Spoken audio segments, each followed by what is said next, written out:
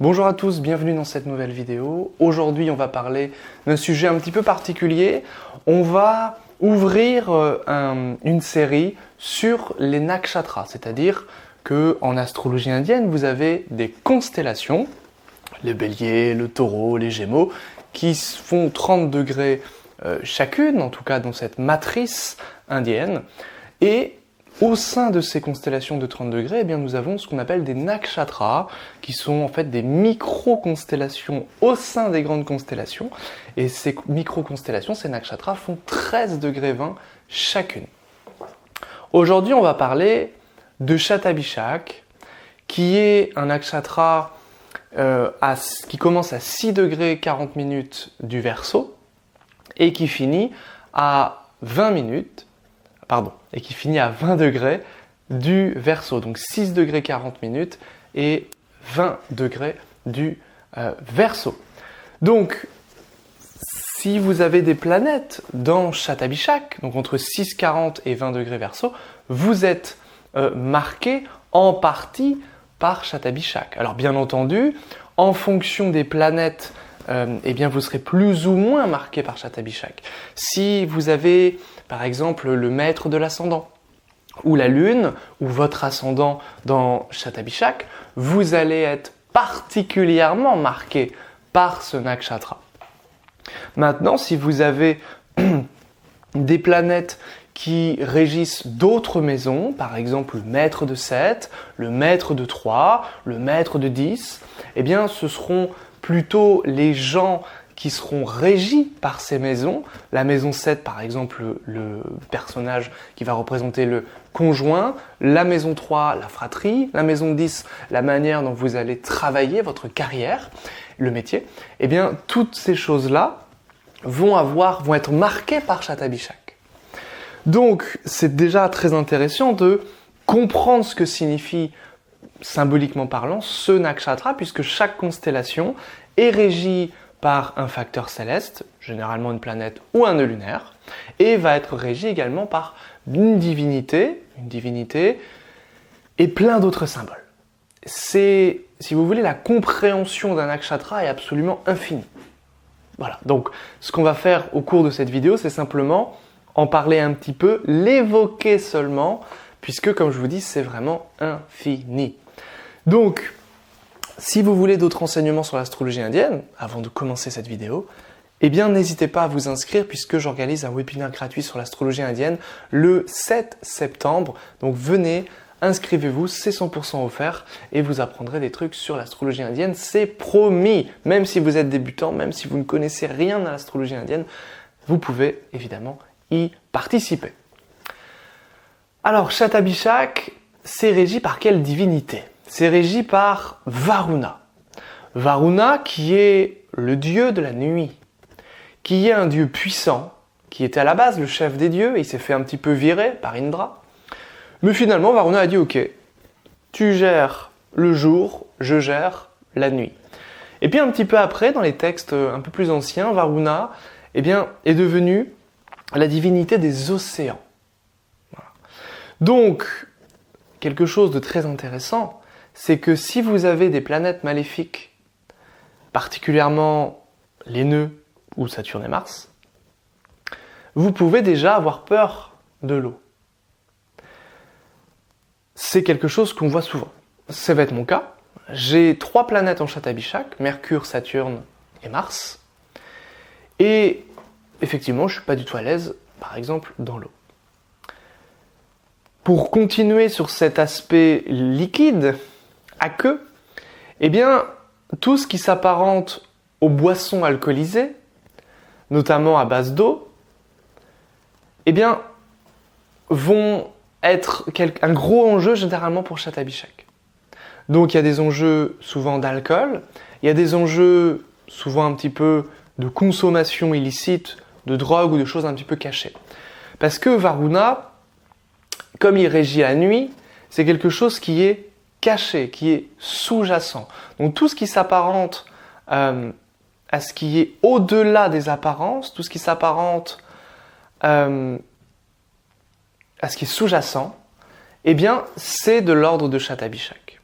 Donc forcément, Je vais vous donner des exemples. Mon maître de 10 est en Shatabishak, mon métier est astrologue. Donc je vais parler de choses qui sont invisibles, qui sont mystérieux. C'est vraiment un des mots clés de Shatabishak, c'est le mystère, le secret. Alors dans le pire des cas, l'individu peut mener une vie double. Ça peut être par exemple un membre des forces spéciales qui ne peut pas dire son identité à tout le monde, qui ne peut pas indiquer son métier à tous. Ça peut être un agent double, ça peut être un agent secret, vous voyez. Il y a cette idée-là. Ce peut être, ça fait généralement chez Shatabishak des excellents détectives, des enquêteurs, des gens qui essaient de trouver des solutions à des problèmes très complexes. Ça fait aussi par exemple, vous savez, des écrivains comme Poe, Edgar Allan Poe, des écrivains mystérieux qui traitent de sujets un peu tabous, de sujets un peu mystérieux, d'enquêtes criminelles. Ils sont fascinés par la mort, Shatabishak. Alors surtout si vous avez encore une fois des planètes qui viennent renseigner sur votre ascendant, par exemple le maître d'ascendant par nakshatra, le maître par ascendant ou l'ascendant, la lune également, mais ce peut être aussi plusieurs planètes en Shatabishak qui font qu'effectivement vous allez être marqué de près ou de loin quand même par ce nakshatra. Si vous avez plusieurs planètes, évidemment, c'est quelque chose qui est significatif, qui est marquant. Shatabishak, son symbole, c'est presque le cercle zen, vous savez. Alors, c'est très intéressant parce que ça va renseigner sur l'infini, donc la connaissance infinie, donc tout ce qui s'apparente à l'idée de vite se lasser. Shatabishak. Par exemple, vous apprenez quelque chose et puis bon, c'est bon, on a fini d'apprendre, on a fait le tour, on passe à autre chose. C'est superficiel. Et donc l'importance de traiter des domaines infinis. La science, ça fait d'excellents scientifiques. Des domaines ésotériques, parce que là c'est infini, l'astrologie est infinie par exemple. Ou d'autres domaines mystérieux, infinis par exemple. Le cercle, eh bien, évidemment, si on vous encercle, vous allez vous sentir oppressé, vous allez vous sentir enfermé. Donc, un des grands enjeux aussi de Shatabishak, c'est ce besoin d'espace, ce besoin de liberté, d'espace et cette impression, surtout avec des planètes maléfiques, de vite étouffer. Donc, il y a cet enjeu très puissant, très fort de s'émanciper. C'est vraiment un mot important, de s'émanciper de sa condition, de sa situation, de son origine, parfois de son milieu, de là d'où l'on vient, parfois de son métier. On a un métier qui ne nous plaît pas du tout, on a envie de le quitter, sinon on est en train d'agoniser, on meurt, littéralement. On étouffe. Donc ça, c'est vraiment un mot fort, le fait d'étouffer pour Shatabishak. Ce qui est très intéressant, c'est que il y a plusieurs nakshatras qui sont en lien avec l'étouffement. Je pense à Ashlesha Nakshatra, qui est un nakshatra contenu dans le Cancer, dans la constellation du Cancer, qui est régi par les nagas, c'est-à-dire les serpents divins. Et ce qui est très intéressant, c'est qu'il y a des nakshatras qui communiquent entre eux. Puisque Varuna, c'est le maître, le chef des nagas, le chef de ces serpents. Si bien que vous avez une première opération on va aller dans des endroits peu fréquentés, on va avoir une très forte sensibilité. Là, on est sur Ashlesha, on est sur les serpents, on est sur cette vibration très importante et en même temps cette capacité peut-être parfois de manipuler un peu, cette capacité de, comment je pourrais dire, de comprendre les choses presque à l'aveugle, de manière très intuitive, parce que le serpent a une très mauvaise vue. Mais il sent très bien les vibrations. Eh bien, Shatabishak, c'est le chef de ça. Ça veut dire que, Varuna, ça veut dire que Shatabishak, donc Varuna régit Shatabishak, ça veut dire que ça, ils l'ont aussi, quelque part. Ils l'ont aussi, mais de manière un petit peu plus puissante, ou de manière un petit peu plus, comment je pourrais dire, avec plus de responsabilité. Donc forcément, si on est marqué comme les deux, ça va être mon cas. Si on est marqué par les deux, ça va être renforcé, tout simplement. Mais on peut aussi, avec Shatabishak, enfermer, avoir l'impression, quand vraiment c'est affligé, vous savez, faire des relations toxiques, d'enfermer les gens, par exemple, les gens qui enferment, qui séquestrent, on est sur du Shatabishak, par exemple, qui étouffent. Donc vous voyez un petit peu, la symbolique est infinie, et voilà quelques représentations de ce nakshatra qu'est Shatabishak. Shatabishak, c'est aussi, le cercle va représenter l'immensité, le vide. Donc ça va être la peur immense du vide. Alors tout le monde a peur du vide, mais là c'est particulièrement important pour eux, l'illimité, le vide. Généralement ça va créer des vertiges. Il y a quelque chose de l'ordre du vertige qui est très prononcé chez les natifs de Shatabishak, encore une fois, surtout si c'est affligé par des planètes maléfiques particulièrement. Ou si c'est dans une maison maléfique, 6, 8, 12 particulièrement également. Donc on va avoir toute cette symbolique importante avec Shatabishak, le vertige, les addictions. Shatabishak signifie, je ne vous ai même pas dit ce que ça signifie les 100 guérisseurs, les 100 médecins. C'est vraiment à double tranchant, parce qu'il peut y avoir l'idée que le natif de Shatabishak ait besoin de voir beaucoup de médecins pour qu'ils arrivent à diagnostiquer de manière sûre sa problématique, sa maladie. Donc généralement, Shatabishak, il se soigne lui-même parce que les médecins sont incompétents à le soigner. Et donc il apprend la médecine, ou il apprend généralement une médecine qui est quand même plus transcendante, il apprend la guérison spirituelle, il apprend le traitement spirituel. Ou il apprend des choses vraiment naturelles, par les plantes, particulièrement d'ailleurs, ou vraiment par la méditation, par les pratiques généralement remèdes naturels, l'alchimie. Ça c'est vraiment typique de Shatabishak.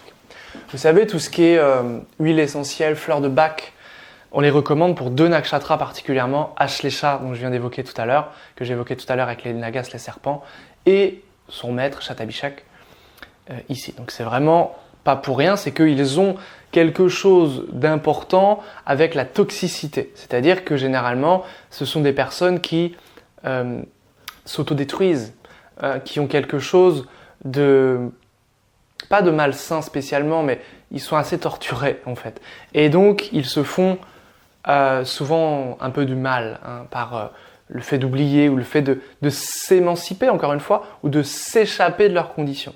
Donc ils font comme ils peuvent, tout simplement. Donc des fois, ils le font avec des substances, voilà. Ils peuvent même se scarifier, ils peuvent se faire du mal en fonction des planètes qui occupent ce nakshatra. Donc voilà, c'est un nakshatra qui est très complexe, très mystérieux et très profond en même temps, bien sûr. Donc généralement, ça fait vraiment des guérisseurs, des enquêteurs, des astrologues, des gens qui travaillent dans l'occulte, dans l'ésotérisme. Ça fait des journalistes aussi qui vont vraiment investiguer là où personne ne va. Ça fait des gens qui peuvent travailler dans l'humanitaire. Et c'est régi par le nœud nord. Donc le nœud nord, en astrologie indienne, c'est la planète du génie, la planète de la folie, c'est la planète de l'excentrique, c'est la planète de la matérialité. Aussi, c'est une planète c'est considéré comme une planète d'ombre, donc une planète très complexe à comprendre aussi en astrologie indienne. Et plus on avance dans cette compréhension de l'astrologie indienne, plus on arrive à se faire une idée claire et précise du nœud nord. Mais d'ailleurs, on va en parler dans le webinaire du 7 septembre. On va en parler de ces nœuds, du nœud nord et du nœud sud. Le nœud nord, donc, l'emplacement du nœud nord va aussi indiquer les grands enjeux de Shatabishak dans votre thème. Le nœud nord, c'est les obsessions.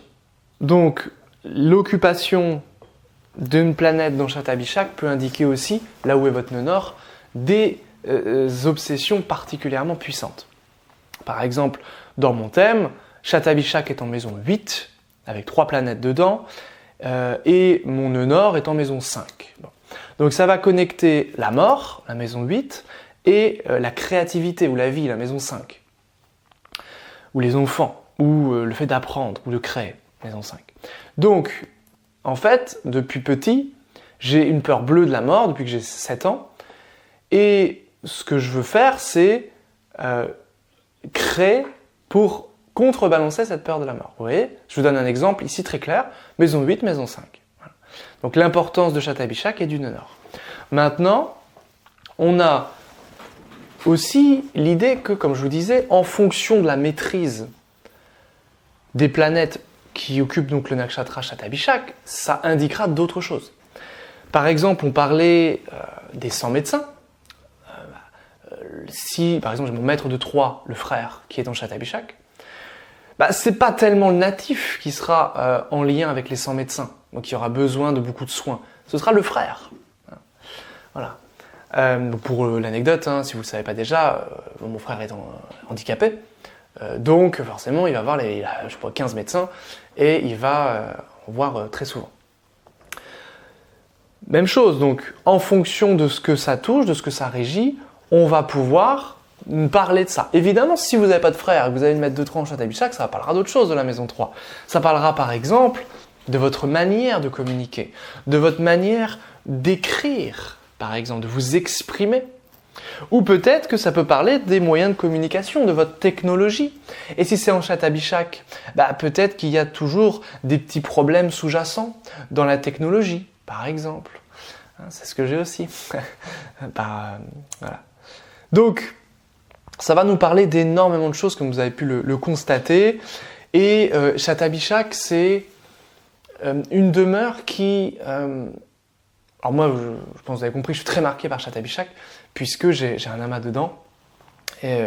Et si vous avez, par exemple, Vénus dedans, on peut aussi l'utiliser de manière tout à fait en fonction des significateurs naturels, si vous voulez.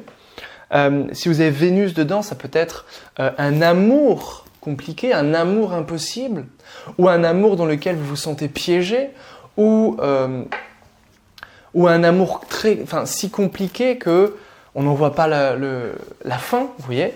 Ça peut être aussi en fonction de la nature de la planète. Si vous avez Mercure en Shatabishak, c'est votre pensée qui est très complexe. C'est l'idée que vous pouvez être extrêmement curieux et que votre intellect a envie d'aller dans les endroits peu fréquentés, dans les endroits peu banals, peut-être penser aussi à des choses très taboues avec cette demeure. Si vous avez, alors moi c'est ce que j'ai, Saturne en Shatabishak, ça peut être un grand-père, un ancêtre qui a pu énormément souffrir, ce qui a été mon cas aussi. Donc, vous voyez que on peut aussi le faire comme cela. Mars, ça peut être le frère également. Donc vous voyez que on peut aussi le prendre par ce bout-là, c'est-à-dire soit par la maîtrise de la maison, soit par la planète en tant que significateur général. Donc là, je vous ai simplement donné un tout petit aperçu de Shatabishak, de comment on peut comprendre ce nakshatra, comment on peut s'ouvrir à cette aventure que sont les nakshatras. Il y en a 27. Donc là, je vous ai donné quelques petits mots-clés, quelques petites choses sur ce nakshatra, mais vraiment, c'est extrêmement dense, voire infini, justement, comme ce nakshatra en particulier, en fonction de sa symbolique. Donc, si ça vous intéresse d'en savoir plus sur l'astrologie indienne, on parlera un petit peu des nakshatras également, au cours de ce webinaire du 7 septembre, n'hésitez pas à venir vous inscrire, le lien est en description, et si vous voulez la suite de cette série, n'hésitez pas à me le signaler en commentaire, à vous abonner, à partager la vidéo si ça vous a plu, et je vous dis à très bientôt. Bye bye.